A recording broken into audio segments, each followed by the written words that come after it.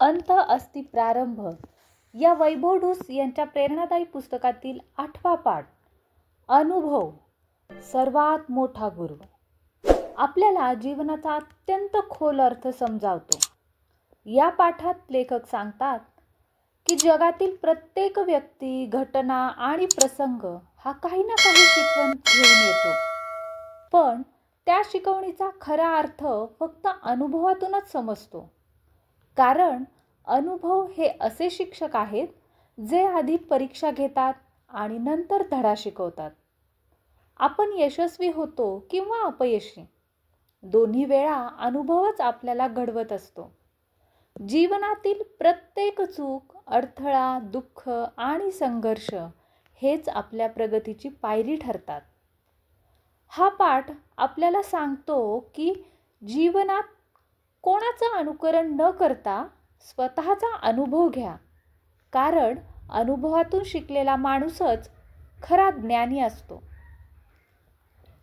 चला तर मग पाहूया अनुभव सर्वात मोठा गुरु.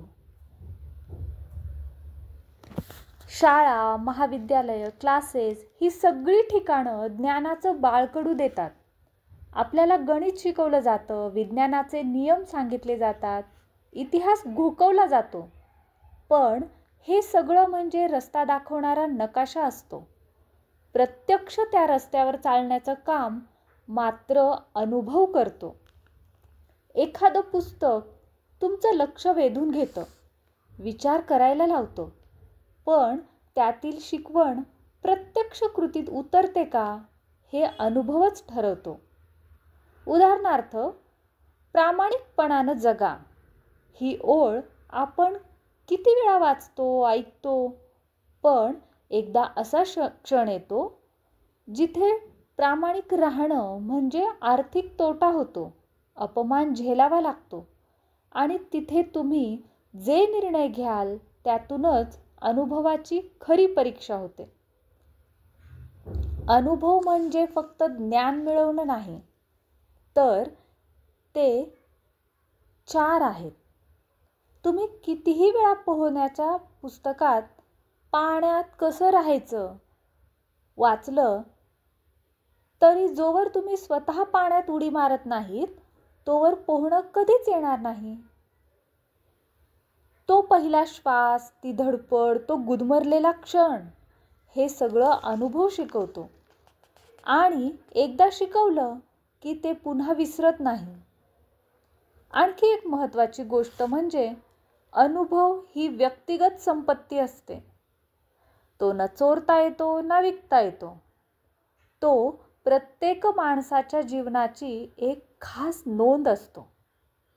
जेव्हा एखादी व्यक्ती जीवनात यशस्वी होते तेव्हा त्याच्या यशामागे फक्त शहाणपण नसतं, त्या शहाणपणाला अनुभवाची धार असते. अनुभवाशिवाय शहाणपण म्हणजे बंद खोलीतील दिवा, उजळतो पण उपयोगात येत नाही. आणि सर्वात जबरदस्त बाब म्हणजे अनुभव ही एक अशी परीक्षा असते जी आधी घेतली जाते आणि नंतर धडा मिळतो. त्यामुळे अनुभव कधीही सोपा नसतो. तो कटू असतो, त्रासदायक असतो, पण जास्त खोलवर शिकवण देणारा असतो. जे शिकणं शब्दांमध्ये बसत नाही ते अनुभव मनाच्या खोल कप्प्यात जाऊन बसतं. ज्याच्याकडे अनुभव असतो त्याचं आत्मभान वेगळंच असतं. तो एखाद्या वादळातही शांत राहतो, कारण त्याने वादळात पूर्वीही श्वास घेतलाय. तो एखाद्या संधीसमोर उतावळा होत नाही, कारण त्याला ठाऊक असतं संधीपेक्षा तयारी महत्त्वाची असते आणि तयारी अनुभवातूनच येते. म्हणूनच पुस्तकं शिकवतात ते अत्यंत गरजेचं आहे, पण आयुष्याचा खरा शिक्षक जो तुमचं संपूर्ण व्यक्तिमत्व घडवतो तो म्हणजे अनुभव. त्याच्याकडून शिकायला जर तुम्ही तयार झालात तर आयुष्याच्या कोणत्याही परीक्षेला तुम्ही समर्थपणे सामोरे जाऊ शकता. चुकांची शाळा, जिथून खरं यश निर्माण होतं.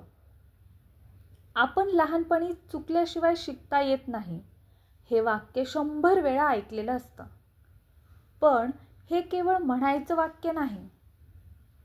हे एक जीवनाचं बिनचूक गणित आहे. अपयश, चुकीचे निर्णय आणि हातून निसटलेल्या संधी हे सगळं जेव्हा आपल्या जीवनात येतं तेव्हा त्या क्षणांना आपण पराभव म्हणतो. पण सत्य हे आहे की हेच क्षण म्हणजे अनुभव या नावाच्या महाविद्यालयाचे खरे तास आहेत. शाळा तुम्हाला शुद्ध लेखन शिकवते, पण चुकीचं लिहिलं की शुद्ध लेखनाची किंमत कळते. जगातला प्रत्येक महान व्यक्ती, अगदी थॉमस एडिसनपासून ते आपल्या गल्लीतील उद्योजकापर्यंत, कुणीही एकाच झटक्यात यशस्वी झालेला नाही. प्रत्येक यशाच्या मागे 100 चुका, 1000 अपयश आणि लाख वेळा स्वतःवर पुन्हा विश्वास ठेवण्याची तयारी असते. जो माणूस चुकतो तोच शिकतो. कारण चुकल्यावर आत्मपरीक्षण होतं. आपण काय केलं, का केलं आणि पुढे काय करायला हवं या सगळ्यांचं मूल्यांकन आपण अपयशाच्या डोळ्यात बघून करतो.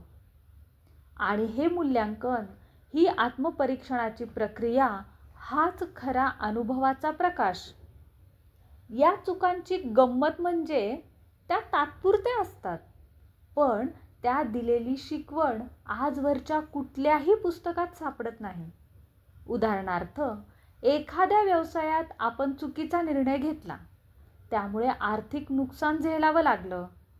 पण त्यानंतर जे भान जागं होतं, जी काटेकोर योजना पुढे केली जाते, त्यात जो काळजीचा धागा असतो, तोच खरं शहाणपण असतं.